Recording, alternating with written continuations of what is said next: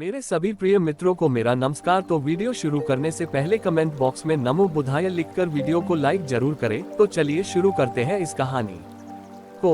हम सभी जानते हैं कि व्यक्ति का मन बहुत चंचल होता है। यही कारण है कि मन अशांत रहता है और कई तरह के सवालों का जन्म भी अशांत मन के कारण ही होता है। यदि आप जीवन में शांति चाहते हैं तो इसके लिए जरूरी है मन को शांत करना। लेकिन मन को शांत कैसे किया जाए? गौतम बुद्ध से जुड़ी इस कहानी के माध्यम से आप जान सकते हैं कि मन को शांत करने का क्या तरीका है। इसमें भगवान गौतम बुद्ध द्वारा मन को शांत करने के आयामों के बारे में बताया गया है। जानते हैं इस कहानी के बारे में जिससे आपका जीवन बदल जाएगा।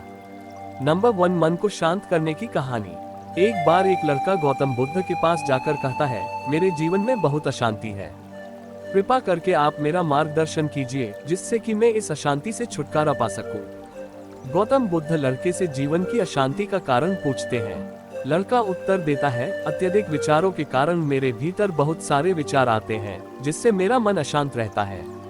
बुद्ध मुस्कुराते हुए कहते हैं, ऊपर आकाश की ओर देखो और बताओ कि तुम्हें सूर्य दिख रहा है।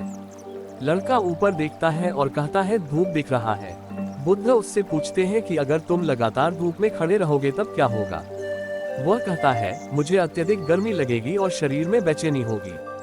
बुद्ध लड़के से कहते हैं कि अगर धूप में खड़े रहने से तुम्हें गर्मी लगती है तो इसमें दोष किसका है, सूर्य के ताप का या तुम्हारा?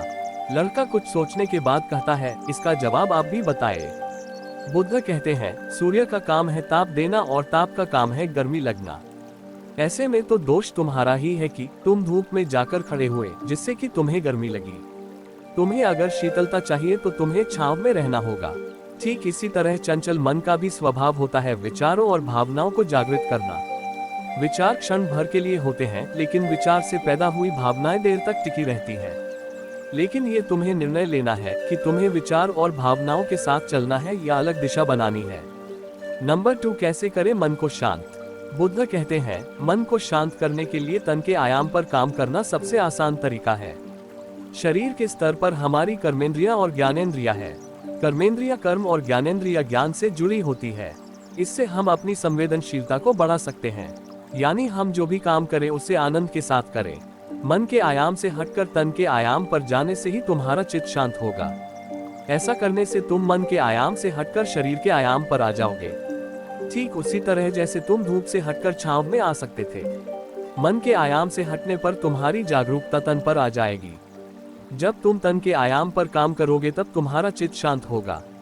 इसलिए हर काम को तन के आयाम पर करने से मन स्वतः शांत हो जाता है।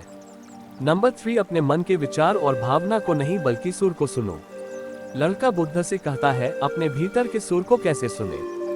बुद्ध कहते हैं, किसी शांत स्थान पर रहकर जहां शांति हो तब अपनी आंखें बंद करो और मन के भीतर चल रहे शोर से हटकर भीतर के सुर को सुनने की कोशिश करो। सुर निरंतर चलता रहता है लेकिन बाहर के शोर के कारण तुम अपने मन के भीतर चल रहे सुर को नहीं सुन पाते हो। जब तुम अपने दोनों कानों को अपने हाथों से बंद कर दोगे तभी मन के सुर को सुन पाओगे। इस तरह तुम मन की अशांति से दूर हो जाओगे और तुम्हारा मन शांत हो जाएगा।